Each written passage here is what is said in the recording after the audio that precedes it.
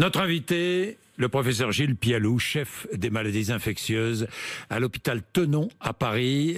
Gilles Pialou, bonjour. Bonjour. Merci d'être avec nous. C'est la troisième fois que Oui, vous venez. Nous allons nous rencontrer. Je vais m'y habituer.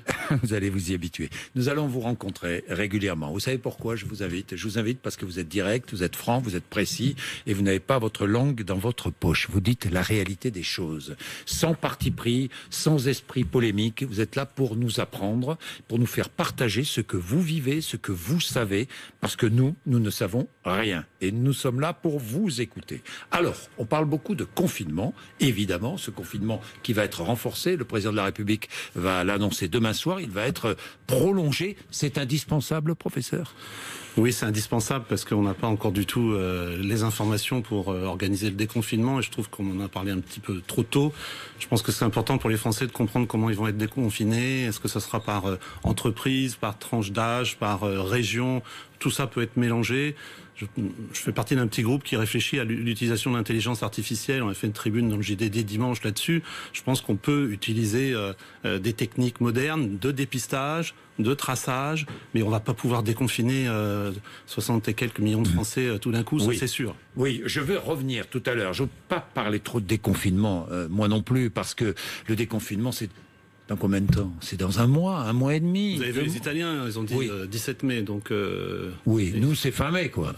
J'ai entendu... C'est une décision politique. C'est une décision politique, mais j'ai entendu le professeur Delfrécy hier nous dire le confinement va encore durer plusieurs semaines. Je pense qu'il faut suivre ce que dit Jean-François Delfrécy, il a raison, et il faut préparer les Français. C'est long, c'est effectivement, et c'est socialement inégal. Hein. C'est plus facile d'être confiné à l'île de Ré que dans un foyer de migrants, donc effectivement, c'est très compliqué pour certaines personnes. Mais évidemment. Alors, Gilles Pialou, je regarde les chiffres maintenant. Regardons les chiffres. Nous avons dépassé les 10 000 décès. D'abord, est-ce que ce chiffre vous surprend? Sincèrement. Mais c'est difficile de ne pas dire qu'on est surpris parce qu'on n'a rien prévu. Donc forcément, tout n'est que surprise. Moi, je suis surpris. Tous les jours, je suis surpris. Alors, il y a les chiffres et puis il y a la réalité de terrain. Si on peut en parler, c'est une maladie qu'on découvre au fur et à mesure. C'est une maladie qui est beaucoup plus compliquée qu'on ne le croyait, qui touche plusieurs organes, elle touche le système nerveux, elle touche la coagulation, elle touche le cœur, elle donne des myocardites. Donc même la maladie, on la découvre au fur et à mesure. Vous voyez ce que je veux dire?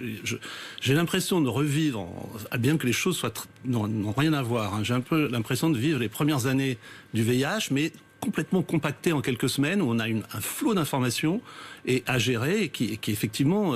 donc oui, on est en permanence surpris. Alors je lis sur les réseaux sociaux des polémiques sans cesse, évidemment, malheureusement, mais je lis surtout oui, est-ce que les informations qu'on nous donne sont les bonnes? Est-ce que c'est vrai? Le complotisme galope. Est-ce que vous avez des doutes sur les informations qu'on nous donne tous les soirs, par exemple, par l'intermédiaire du professeur Salomon? Franchement. Non, alors j'ai pas de doute avec non, mais il les est bon propos de dire. du directeur général de la santé, qui est en plus infectiologue, donc qui connaît très bien le sujet. La seule chose, c'est qu'on ne peut pas faire dire aux chiffres plus que ce qu'ils peuvent dire. Vous voyez ce que je veux dire? Oui. Par exemple, on va prendre un exemple concret. On fait une comptabilité en France de la mortalité qui est effectivement retardée par rapport aux rentrées en réanimation et en rentrant en hospitalisation pour les formes graves. C'est juste. Voilà, mais il y a des chiffres intermédiaires.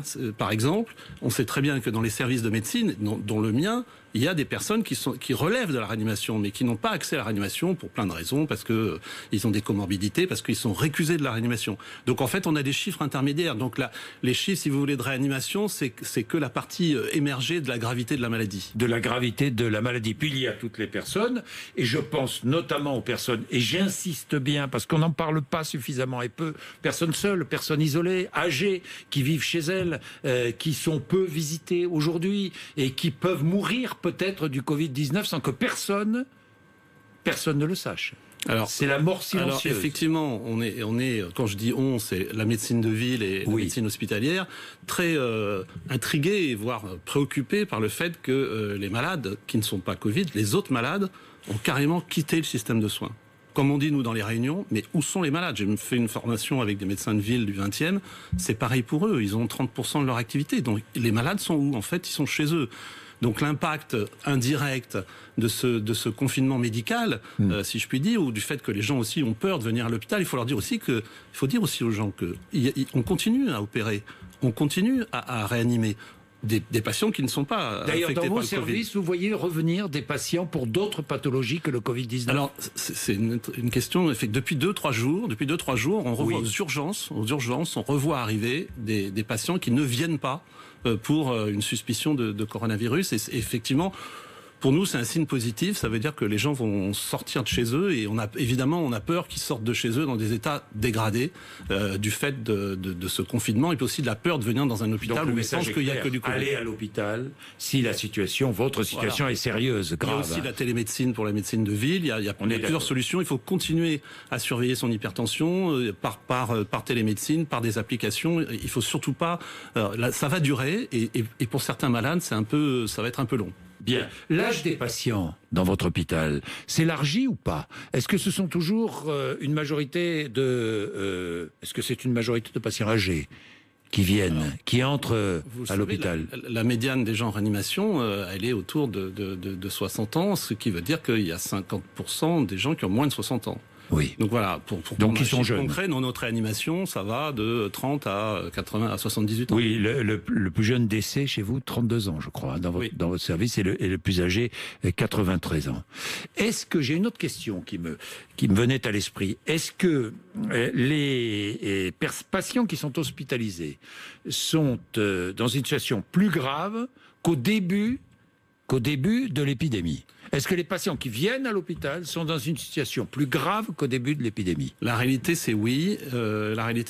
Parce que je pense que les gens attendent le plus tard possible pour aller à l'hôpital, et donc on voit effectivement des gens qui sont ce qu'on appelle oxygéno-requérants, qui ont besoin d'oxygène et qui arrivent directement, donc avec cette nécessité ce qu'on voyait pas tout à fait au début de l'épidémie. On a vu arriver des gens qui avaient juste un peu de toux, un peu de fièvre. Là, c'est fini. On voit surtout des formes qui ont besoin d'être hospitalisées, mais c'est aussi le système qui a fait ça, ils savent très bien que on ne dépiste que les gens qui vont être hospitalisés ou qui ont des comorbidités ou qui sont des soignants, ce qui est une chose à part. Est-ce que vous n'en avez pas assez qu'on parle de pic de l'épidémie? On est sans arrêt en train de se dire le pic de l'épidémie, c'est quand?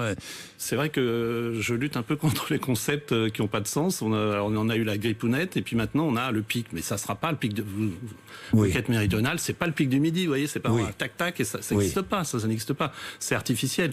On sait très bien que on est plutôt nos discussions là en groupe hospitalier où je suis, c'est plutôt de l'impression d'abord d'arriver à un plateau juste en dessous de l'eau ici, et d'autre part que ce plateau va durer, c'est important, va durer probablement plusieurs semaines, et que on a peur du faux plat. Compte tenu de l'expression cycliste, on a peur du faux plat, donc on est extrêmement méfiant. Vous avez peur du faux plat et vous avez peur que l'ascension reprenne de l'épidémie. D'une part, et puis vous savez qu'on traite comme ça les données, alors vous faisiez référence aux données nationales, mais on fait comme si la nation était homogène, c'est très hétérogène, vous le savez, on a déjà discuté, on n'est pas du tout dans la même situation dans le Haut-Rhin et en Indre-et-Loire et en Île-de-France. Pour donner un exemple concret, et hier, en cellule de crise, il n'y avait aucune place de réanimation dans le 93 et dans le 95, donc voilà. Dans 2 départements de la région parisienne hier, il n'y avait pas de place en réanimation. Exactement, voilà. Et on avait quelques places, il y avait une place à Thonon, 3 places à la Pitié, etc. Donc on est, il y a une petite aération, mais il faut être très prudent avec ça parce que ça peut très vite se remplir. Dans une pièce pleine d'eau.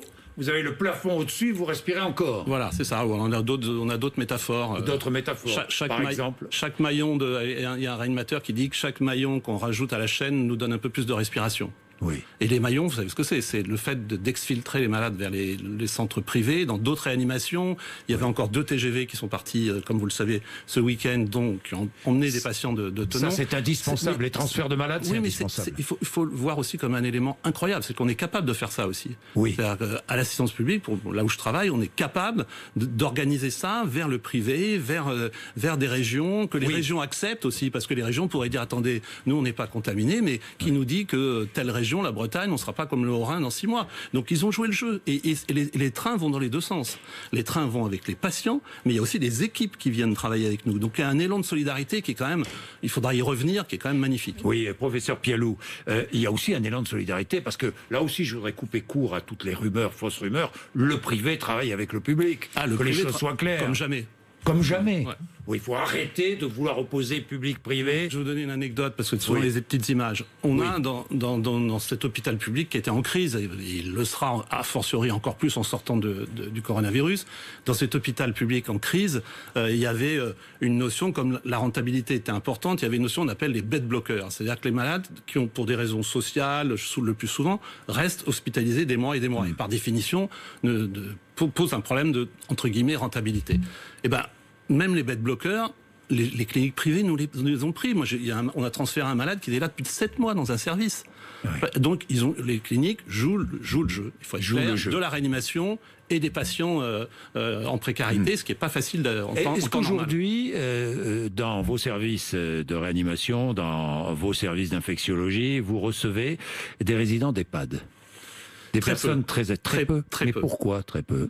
Ben, je pense que les EHPAD ne nous les envoient pas. Les EHPAD gèrent en interne. Je crois que c'est une situation dramatique, les EHPAD. Est-ce qu'on... je vais vous poser une question terrible. Est-ce qu'on laisse mourir les plus âgés dans leur maison de santé ? Dans leur maison de retraite. Je pense ils ont des soins, mais ils ont des soins locaux. Ils savent très bien que la situation est telle à l'hôpital qu'on ne pourra pas prendre tous les patients qui sortent des EHPAD. On essaye déjà d'organiser le dépistage des personnels. C'est important de dépister aussi les personnels des EHPAD, parce que les gens n'ont pas le même comportement quand ils se savent contaminés que quand ils ne sont pas contaminés. Donc il y a déjà ça à organiser. Et puis les aider aussi, c'est-à-dire qu'il y a aussi du personnel qui va dans les EHPAD, alors de la réserve hospitalière ou d'autres, des unités de soins palliatifs qui vont aider aussi les EHPAD à fonctionner en interne. Donc si je comprends bien, professeur Pialou, à partir du moment où on entre à l'hôpital, il n'y a pas de sélection des patients. Tout le monde est soigné de la même façon, quel que soit son âge. Mais si vous parlez de l'hôpital global, la réponse est oui. Si vous parlez de la rentrée de la réanimation, c'est un sujet qu'on a déjà abordé. Il y a toujours eu des critères de sélection, ne serait-ce que pour les biens des personnes, de rentrer en réanimation. Et évidemment, il y a des critères de sélection pour rentrer dans ces réanimations qui sont pleines. Et je rappelle ce qu'a dit le directeur général de la Santé et le ministre, il n'y a jamais eu autant de monde en France en réanimation. Jamais. Professeur Pialou, pourquoi certaines personnes contractent-elles une forme grave de la maladie et pas d'autres ? Et d'autres non. Pourquoi ? On ne le sait toujours pas. On ne sait pas. On ne sait pas, il y a plein d'hypothèses. Vous savez, cette infection là nous renvoie à l'humilité, parce qu'on la découvre en temps réel, vous et nous, sur le terrain, et on découvre aussi ces questions. Pourquoi les gens font des formes graves ? Alors évidemment, on sait qu'il y a des facteurs de risque, et on sait qu'il y a des facteurs qui sont plus à risque que d'autres. Le diabète, par exemple. Le diabète, on ne sait pas pourquoi le diabète plus que les maladies cardiovasculaires. Tout à l'heure sur RMC, j'étais avec le professeur Ziegler, qui est un grand nutritionniste de Nancy, qui nous disait, c'est confirmé maintenant, il y a une étude de Lille parue hier soir, que évidemment le surpoids et surtout l'obésité multiplient le risque. L'obésité multipliant le risque par 2. Oui, non, de mortalité. Disons, dans la liste des facteurs de risque, il y a effectivement le diabète, l'obésité, l'insuffisance respiratoire, qui jouent un rôle prépondérant dans le passage aux formes graves. Est-ce que vous constatez dans les patients que vous recevez des patients qui sont en surpoids, plus nombreux ? Beaucoup et en réanimation. Vous avez vu les chiffres, le poids moyen des malades en réanimation sur les chiffres de Santé publique France, il est autour de 80 kilos, ce qui n'est pas le poids moyen du français, quoi. Du français. Et toujours plus d'hommes que de femmes ? Et toujours plus d'hommes que de femmes, avec beaucoup d'hypothèses, mais qui sont encore des hypothèses scientifiques. Mais alors pourquoi ? Dans un rapport à peu près de 7 hommes pour 3 femmes. 7 hommes pour 3 femmes. Mais pourquoi ? Les chiffres. On ne sait toujours pas pourquoi ? Il y a probablement, c'est un peu technique, mais il y a probablement une enzyme dont le gène est porté sur le chromosome X et qui sert à faire rentrer le virus dans la cellule. C'est une des hypothèses. Il y en a d'autres, mais on est en train de travailler sur ça, et il y a plein de publications qui commencent à essayer de... Tout le monde n'est pas égaux par rapport à ce coronavirus. Oui, et autre question, certains groupes sanguins protégerait-il mieux contre le Covid-19 ? Alors c'est la même voie. C'est la même voie. C'est l'inhibiteur, c'est l'enzyme de conversion, et qui est donc le récepteur. Vous savez, les petits spicules du virus qu'on voit partout, puisqu'il est en couronne. Oui, c'est une couronne. Il a un récepteur qui est donc l'enzyme de conversion de type 2, et ça c'est effectivement dépendant de sa régulation et dépendant du sexe, et peut-être que les anticorps du groupe O+, je sais pas quel groupe vous êtes. O+, moi je suis O+. Oui. Moi aussi. Donc on est tous des O+, mais je vous tranquillise, il faut continuer à mettre le masque et à faire les mesures barrières, parce que c'est masque obligatoire. une diminution, statistiquement, c'est une diminution du risque de 33%. C'est pas 33% de risque en moins si on est au plus. Dans 2 études. Et si on est on a un risque plus élevé. Et ça n'influe pas. C'est que le O+, parce que le O+, est celui qui a le plus d'anticorps et que ces anticorps pourraient justement jouer un rôle bloquant dans la pénétration du virus. Et le masque, faut-il le rendre obligatoire? Oh là là, la discussion sur le masque, ça devient inaudible. On n'ose plus. C'est pire que l'hydroxychloroquine. On ne sait plus comment en parler. Le masque, si on en avait, on en donnerait à tout le monde. Alors évidemment, tout le monde, ça ne veut pas dire faire du vélo avec, ou être tout seul dans sa voiture, ou quand vous êtes dans une balade avec les mecs à 150 mètres, etc. Bien sûr. Mais si tout le monde avait des masques, les pays qui ont eu... Alors ils n'ont pas eu que le masque, ils ont aussi le dépistage en même temps. Donc, mais les pays qui ont eu le masque de manière diffuse sont des pays qui ont régulé beaucoup mieux que nous l'infection. Il faut arrêter de tourner autour du pot. Oui, quel que soit le masque, j'ai entendu le discours. Oui. Si on n'a pas de membrane chirurgicale, on passe au masque tissu. Il commence à y avoir des études. Gilles Pialou, vous êtes là avec moi, vous n'avez pas de masque, mais c'est exceptionnel. Je suis venu avec, et puis je vous ai vu. Je suis à 2 mètres de vous, là. Je vous ai vu. Quand on est à 2 mètres, il n'y a pas de souci. Franchement, il y a eu des discussions. Il y a des discussions pour savoir si c'est transmis dans l'air. Je pense que quand même, il faut revenir à la raison. Si c'était transmis dans l'air, on n'aurait pas un R0 de 1, 2 ou 3. On serait comme la rougeole avec 15 contaminés ou 18 contaminés pour une personne source. Et la rougeole, c'est 18 contaminés pour une personne. Oui, les gens oublient qu'il y a des maladies beaucoup plus transmissibles. Beaucoup plus transmissibles que le Covid-19. Qui est une maladie, une épidémie qui creuse les inégalités. Professeur Pialou, il ne faut pas l'oublier. Oui, c'est une maladie qui creuse les inégalités. Il y a une lettre que publie, je crois, Mediapart, avec beaucoup d'associations qui s'occupent de migrants, qui s'occupent de travailleurs du sexe, qui s'occupent de personnes en précarité, de personnes immunodéprimées, etc. Je pense aux détenus aussi, aux personnes retenues dans les centres de rétention, dans les foyers de migrants, etc. Je pense qu'il faut aussi penser que cette épidémie n'est pas gérée de manière égalitaire entre les personnes qui ont accès aux soins et ceux qui n'ont pas accès aux soins. Et c'est très important de faire un effort justement vers ces populations les plus précaires qui sont évidemment les plus invisibles, mais aussi les plus touchées. Alors, Gilles Pialou, le déconfinement, moi je suis assez irrité d'entendre des responsables politiques nous parler déjà de déconfinement comme si c'était un enjeu politique. D'abord, c'est un enjeu, c'est une crise sanitaire avant d'être une crise politique. Olivier Véran ne nous l'a pas dit hier. Je lui ai posé la question, mais franchement, je vous la pose, Gilles Pialou, vous allez pouvoir répondre plus librement. Pourra-t-on sortir du confinement si l'on n'a pas suffisamment de masques et de tests sérologiques ? Ben la réponse, elle est simple, c'est que le déconfinement, d'un point de vue scientifique, elle est liée à notre capacité qu'on aura à fournir des outils de prévention, dont le masque, parce qu'il n'y a pas que le masque, il y a aussi les solutions hydroalcooliques, le lavage de mains, etc., le message de distanciation sociale, ce ne sera pas que le masque.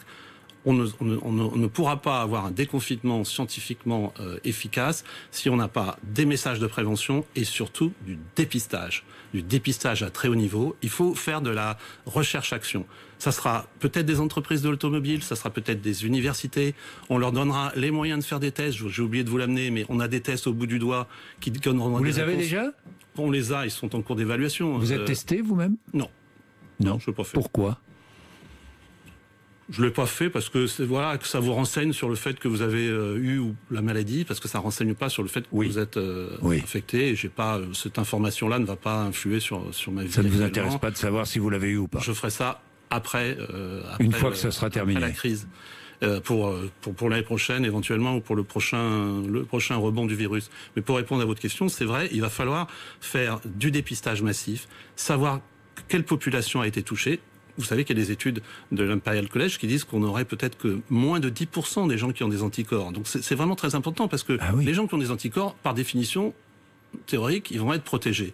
Mais ça veut dire aussi que tout le reste de la population, il faut leur proposer de l'intelligence artificielle, pouvoir les suivre, pouvoir les dépister. Vous êtes favorable à un traçage numérique à travers nos smartphones, à travers... Oui. Oui, non, mais parce que je réfléchissais à l'utilisation du bon mot. Est-ce que c'est le tracing, c'est bien parce que tracking, c'est un peu lourd. Ça, on sent coré là. C'est-à-dire que les gens ont peur. Évidemment, il faut que ça soit respectueux des libertés individuelles. Il faut que ça soit sur la base du volontariat. Vous savez, on avait déjà prévu ça pour les maladies sexuellement transmissibles, que les gens aient des codes QR et en fonction de leurs proches qu'ils rencontrent dans le déconfinement, ils font QR. Vous voyez, ils font téléphone à téléphone, ce qui fait que la personne qui va être positive pourra prévenir les personnes contacts qu'elle a eu, rencontrées, etc., qui alors pourra se faire dépister et on espère à ce moment-là pourra se faire traiter.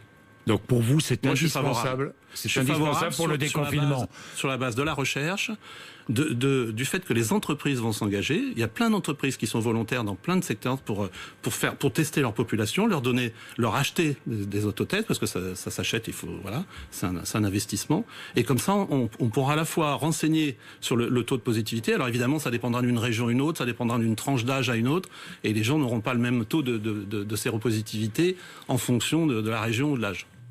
Merci, professeur Gilles Pialou.